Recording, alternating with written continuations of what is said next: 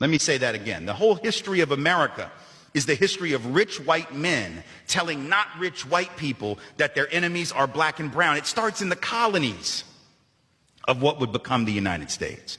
Let's remember, during the colonial period, mid-1600s, there was no such thing as white people. I know some people who are now called white find that shocking, right? Because they think whiteness is real, right?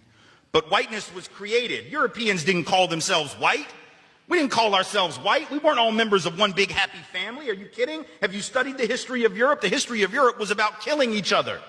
That's what we did in Europe. We just killed each other before we figured out there were other people to kill. We just killed each other, right?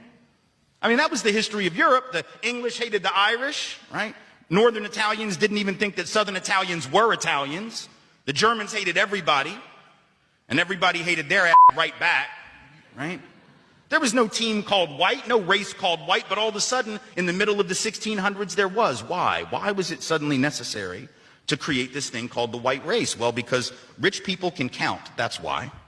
And so rich folks looked around, the ones that owned all the land, you know, in the colonies, the colonial elite looked around and they realized something, that they were heavily outnumbered by African enslaved folks, by European indentured servants, who were just one level above a slave, or other Europeans who weren't technically indentured servants, but they were still peasants, didn't have any money, didn't have any land, and they could do the math. They